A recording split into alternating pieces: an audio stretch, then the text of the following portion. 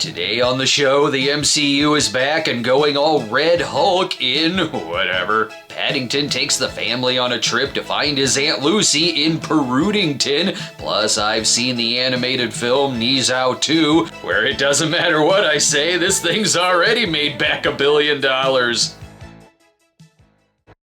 why I want you, Captain America, to help me rebuild the Avengers. The Avengers?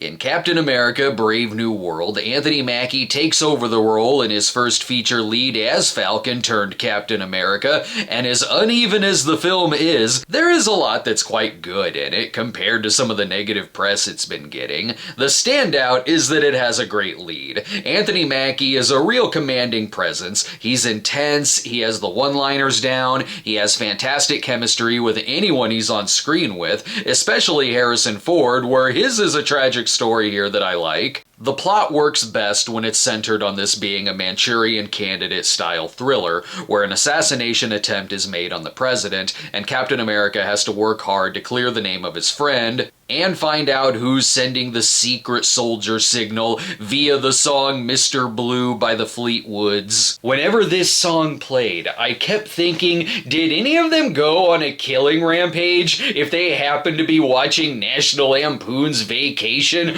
or listening to Me TV radio? If the movie really focused on this plotline, it could have stood on its own, and while maybe not as good as Captain America the Winter Soldier, at least it'd be better than it is in its current state, because this feels like a gigantic fight between people behind the scenes wanting to make a smart movie and people behind the scenes wanting to make a dumb movie. You can feel it whenever some kind of studio mandate or reshoot comes in. You already had a solid plotline with this assassination thriller, but then it also has to be a sequel to The Incredible Hulk, and it also has to tie into The Eternals, which granted I can't get too mad at that one because I am glad they finally addressed this. In other instances, you have Giancarlo Esposito coming in and out of the movie as Sidewinder, like the plot of a whole other movie keeps interrupting it. They make characters over-explain so much that it gets repetitive, and there's an awkward opening montage that makes it seem like it's the season premiere of a show, and we're being caught up on the last season. There will be a fight going on, and random characters will be like, here's why this is happening, here's why that's happening.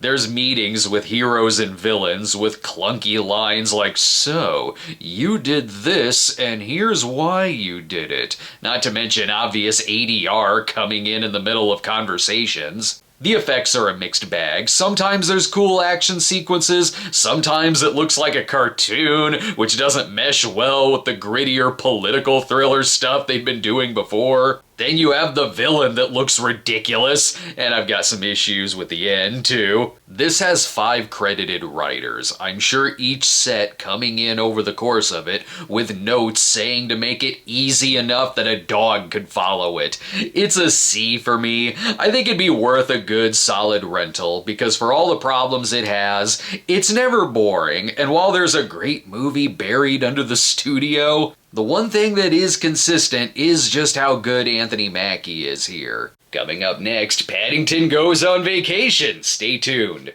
An announcement. There we go. At our theater, I had the choice between the Captain America popcorn bucket and the Paddington popcorn bucket. And well, that's an easy choice. Paddington, of course! Paddington in Peru has a lot to live up to considering the greatness of the first, and the second one rightfully considered to be one of the best sequels ever made. With this third film, there's things that take some getting used to, such as Sally Hawkins not being in it, though Emily Mortimer is good as Mrs. Brown. It also doesn't have Paul King on board as director and co-writer, and it doesn't pack quite the emotional punch as the others, but there is a ton of sweetness throughout, especially in the climax. The family's involvement with the plot is pretty easily summed up in a couple of brief scenes at the beginning. The Browns need a trip to bring them closer together, and Mr. Brown was told at work that he should start taking risks. Perfect timing! Aunt Lucy is missing, so we're off to Peru. That said, Hugh Bonneville still gets some of the best laughs in it,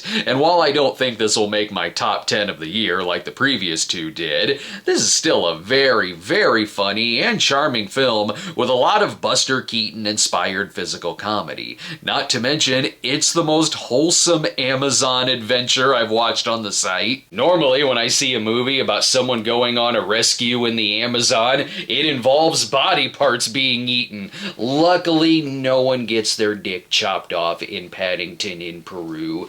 Give or take some hits to the nuts. While the kids may be underwritten, there are some standout supporting roles, such as Olivia Colman as a singing nun, clearly up to something secretive, and Antonio Banderas hams it up big time as a riverboat captain using Paddington to find lost gold. He's the most fleshed out character here, as we're witnessing this man fighting his addiction to gold and battling his demons in the form of the ghosts of his ascendants, also hilariously played by Banderas. He has a real arc here, and it works too. I'd say it's the weakest of the three, but when the first two are that great, you can have a movie that's not as strong, but still damn good. It's a B+, and worth the price of the lunchbox that I hope my son will use when he starts school. Up next, this one's also got some hits to the nuts. It's the animated fantasy film Ne Zha 2. Stay tuned.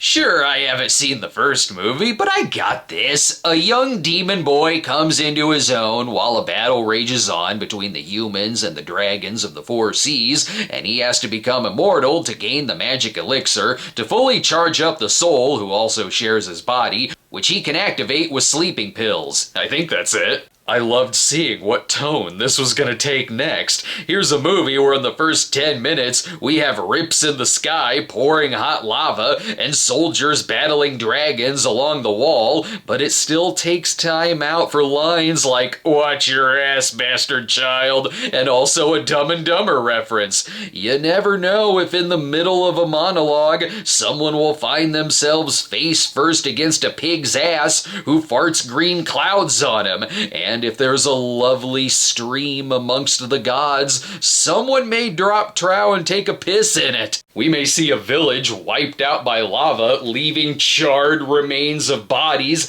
and then a fight with a gopher army where the wisecracking weasel says, "You suck." What's consistently impressive is the gorgeous animation, with spectacular 3D effects.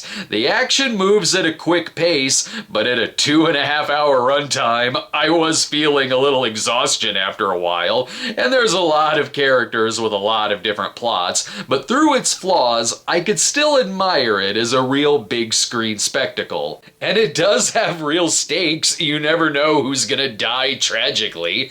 This kind of movie isn't really my taste necessarily, so I think there will be plenty of people out there who will fall in love with it more than I did. So to me, it was more of a B, but for families seeing it, there is a big mix of energetic humor for the kids and beaten and bloodied up faces for the adults. What a mix! Thanks for watching, everyone. Next week, I'll have reviews for the Stephen King adaptation, The Monkey, plus Zachary Levi in The Unbreakable Boy. See you next time.